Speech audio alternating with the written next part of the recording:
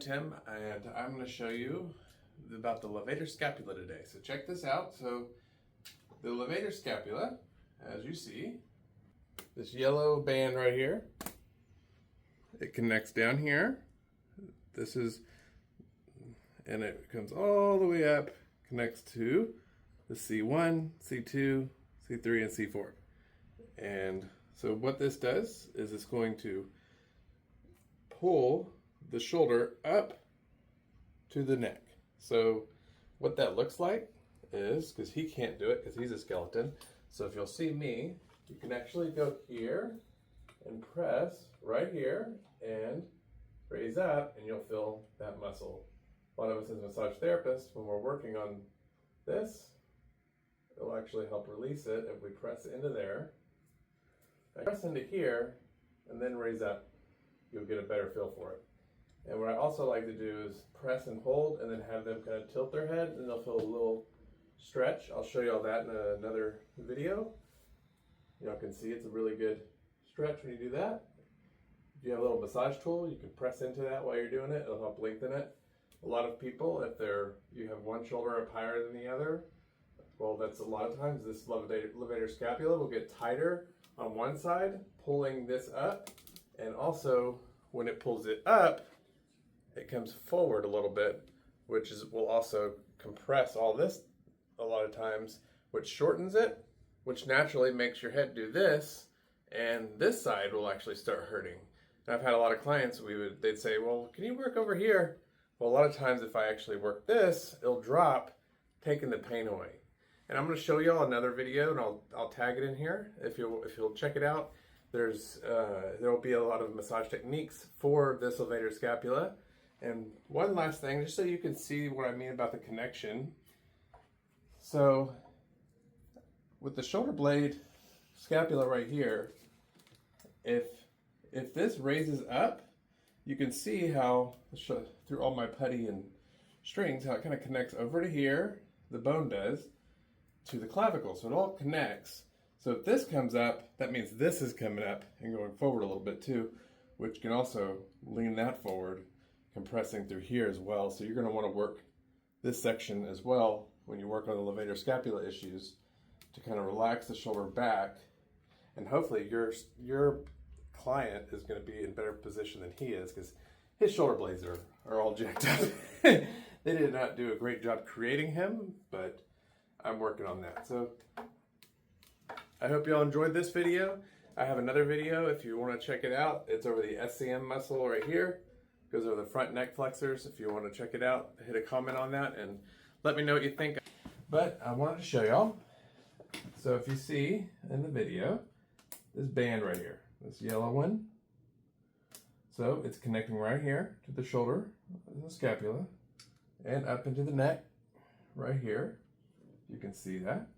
So how I usually do this, there's just two really good ways. What I'm going to do is apply pressure right here into the client. You'll find right in here. And then I'll usually do that with a forearm, just like this. He's not a great client. I'm just kidding. You're doing great, Steve. But I'm going to put my arm in there, and I'm just going to lean my weight down right there, just like that. So the next move, what they're going to do, when I'm in that position, they're going to push their head. He can't, he's a skeleton, like I said, but here, I'll just do it like this, like he's doing. He's pushing his head, think of it all the way down. So he's doing this, just lengthening the muscle. And then as he's doing that, he's going to actually turn his head this direction towards the table, pulling on that muscle. So what that does is a pin and stretch move. So as I press in, he's down and he's turning, just like that. Ask the client if they feel the stretch, and you'll know you're in the right spot. You can also do, on these points right here, in between the cervical spine, you can kind of turn their head as you're pressing.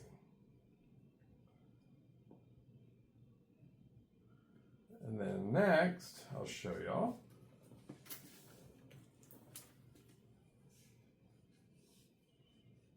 If this works. Okay, so I like to lift their head up. Now, normally when you lift a person's head up, their whole body doesn't come up with this, but his does. So what I do is I hold their head like this. I might turn it a little bit just to get the lengthening in that muscle. And I'll push down on their clavicle. Or sorry, I'll push down right in front of their clavicle, more in their pec area. And I'll lean in, push and pull at the same time. Push and pull. Just a little. Get about 45 degrees. And then you can actually do that same thing here. Press in here. And turn and pull at the same time. Another way to pin and stretch this. It does help a lot. And as you see, when this gets shortened, this is going to pull up, causing us to feel really shortened and tight. So when that happens, it's going to be tilting his head towards this way. So you'll have a little bit of cockeyed like that. Well, when that happens, the other side, so let's say it was the opposite, the other side, so if he was pulling to the right, these right here are going to get really a little lengthened and causing a lot of issues. And another thing too, they may feel it on the opposite side because when you press into the, here, I'll show you something, hang on. So as you see, this is the spine. And the yellow is the disc, right here. I mean, the yellow is the nerve, sorry. His is, the liquid kind of came out, but you'll kind of get it. So if he's tilting his head to the left, like this, and it's gonna push the disc down and push this part out this direction, which can put, when that happens, I'll show you, it usually does something like this. Oop, his fluid came out, sorry, I was trying to show y'all, but normally when you push in here, it's gonna push out, and you see here, there's a nerve. When that disc comes and hits that nerve, that's going to be when the herniated disc compresses that nerve, causing a lot of pain in the neck. So, like I said, a lot of times, if they're this way, because the muscle is shortened on this side, pushing here, causing pain on this side, well, if we work this area and get that to open, a lot of times that will help take the pressure off the nerve. And then you can also do a little bit of a traction pull. So I'll show you how to do that in a minute, but you can kind of put your thumbs in here and kind of do a little bit of a pull, just gentle, and sometimes that will slide the disc back in. I'll show you on him how that looks.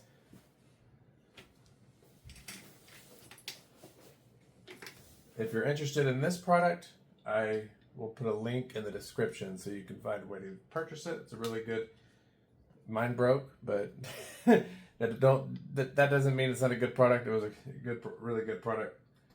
And the other is I have a cervical traction pillow. You can check that out. I'll put the link in there too.